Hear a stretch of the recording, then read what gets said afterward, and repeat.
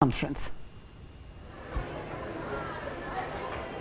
Thanks very much, Desiree. Well, we're here at the Plastic Colloquium at the Birchwood Hotel here in Boksburg, and it's basically an initiative that was initiated by the Minister of the Department of Environmental Affairs, Forestry and Fisheries, that is Ms. Barbara Creecy. And basically it's bringing stakeholders together to look at the use of plastics and more especially the management of plastic waste. We know that plastics are very useful in our commercial world for packaging and for many other end uses. Even when we go shopping, we use plastic bags and so on and so forth. But once a plastic bag or a plastic comes to the end of its life, it causes a lot of environmental problems. So what happens is that people also don't dispose of plastic properly, and it tends to end up actually in drainage systems, going into the rivers and ultimately into the oceans. We're hearing that as a consequence of that, some of the aquatic life, the marine life, is actually eating plastic, because what happens is that it doesn't biodegrade. It never really disappears, and it goes into small little pieces, microplastic. And then what happens is some of the marine life eats that, and of course that's very bad for marine life. Some of them get full and they can't eat food and they subsequently die. It's very bad, of course, and of course we eat things like fish and all the rest of it. It also affects human health as well. So it's a global discussion that's being had. It's the first of its kind here in South Africa, and all the stakeholders have come together, government, non-governmental organizations who are campaigning for the environment, as well as obviously the people who are involved in the plastic manufacturing sector. So this is a very important conversation that needs to be had about protecting the environment and managing plastic in a sustainable way going forward. Here at the Boksburg Centre where we are, we have a number of exhibitors, some 50 exhibitors, who are showing ways of doing things alternatively without plastic. So for example, if you take a look at me, I'm wearing a necklace that is actually made out of paper. So very ingenious indeed. And I'm going to be speaking to one of the exhibitors here. Her name is Kiriboni Tsilwane. She's from Ramzilo, and she's going to tell us a little bit about what she's doing with her company. Thanks very much, Kiriboni, for joining us. Now you're carrying a brick, and of course it's for a purpose. Just tell us about this brick. What is it made out of? And tell us a bit more. Thank you for this wonderful opportunity. So this brick, we call it the plastic brick. It's made from recycled plastic, sand and other additives that ensure that the brick is strong, durable and fire retardant. As you stated, plastic is a global problem and it is non-biodegradable, which means it will stay, if we do nothing about it, it will stay forever and ever. We will leave it here. And we are now trying to come up with a solution that will ensure that we take that plastic and have a sustainable housing solution. A brick that is strong, that has been tested, that has a high compressive strength, a brick that is made part from plastic and it does not burn. It's very innovative. Is this an idea that you came up with yourself, or is something that you've copied, that you've seen elsewhere? When did you come up with the idea of producing this, and who are your customers? So my co-founder and sister has a civil engineering background, and she has always been passionate about recycling and eco-friendly homes. So when we started with the manufacturing of bricks in 2016, we then wanted something that would set us apart, and that is when we started looking at what problems can we solve globally and locally, and plastic was the biggest problem. And when we started doing our research to see how can we move from the cement bricks that we made, the traditional, being able to sell them across board, to something that is different, that is innovative and that can set us apart while being environmentally friendly.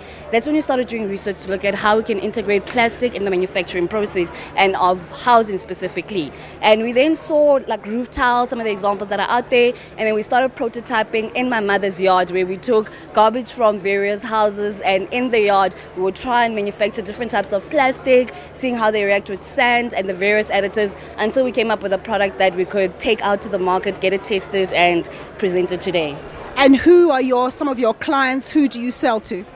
So because we started initially at low scale, we're selling mainly to households, local contractors, and some farmers at home who've got problems with flooding, especially when it's raining. Because the brick has a very low water absorption rate of 1.1%, this brick is suitable because it does not absorb as much water. So they're able to still carry on with the operations even during those rainy times.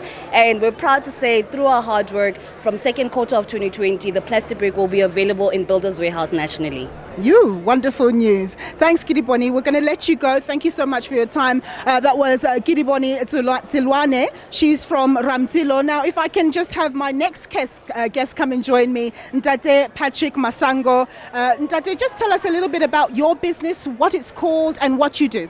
Good morning, everybody. My business is called Pet Recycling. We are based in Durban. We are running the buyback center there. But our main objectives, we are focused in educating the community to do the recycling. And also we are focusing on educating the children in schools. We're focusing on schools. And the schools is from primary schools up to the high schools to teach them what about recycling and to teach them what is the purpose for recycling. So at the moment, we are running the project which called Campsite Project together with Durban Solid Waste, which is a department of eThekwini municipality. That project is focused on the community, household people, where we give them the bags and they just put the different types of recyclable waste in those bags. And then we collect them and we take them to our site, which is the buyback center, where we've got the people that separate that waste accordingly. But at the moment, we are just focusing on plastic. As I said to you, we are doing all the general recyclable waste. Okay, based on plastic, we're not manufacturing, yes, we're not converting, yes, but we are separating, collecting, and then sell it to the people that are doing the conversion. When you came up with this idea, did it cost a lot of money? Did you have to get some assistance with funding? Tell us about that. Yes, of course. It cost us a lot of money, but we also got the assistance from the Department of Environmental together with the SW, where they supply us with the machines for baling, and they also supply us with a computer to do our admin work and the desk. But all the other resources like the trucks to collect to the community, then it was also come from Pet Recycling on their own cost. Ndate, thank you very much for your time. Very progressive indeed. As we can see, so even though this conversation is happening at a big level for the first time in the country, actually people are already doing things as per these exhibitors. They're already trying to recycle, already trying to make sure that plastic isn't just thrown away and put to the side and ending up in our rivers and oceans. They're actually recycling. So very commendable indeed. So a bit later on, what's going to be happening is that the Minister of Forestry and Fisheries and the Environment, that is Barbara Creecy, will be coming, and she will be holding a media conference just to give us a bit more of a flavour of why this meeting is taking place. We'll obviously bring that to you. And in the meantime, exhibitors, there are about 50 exhibitors here who are basically showing what they're doing as an alternative to plastic. It's not about getting rid of plastic altogether, though. It's really about how do we manage the process of ensuring that we dispose of plastic properly. Households have their own job to do in this whole issue. That is, we need to be more responsible in how we discard our rubbish. What Ndate Patrick was just telling us now, if we have a wider system, like a pick it up system, whereby people can actually have certain bags to put certain disposable materials that can be recycled, that's one way we can begin to deal with the issue. But anyway, we're going to have more for you as time goes on, and of course more interviews as well with ordinary folk who are trying to make a difference for the environment, and of course hopefully we'll get to speak to the Minister as well. It's back to you in studio. All right, let's take a break. We'll be back in a moment.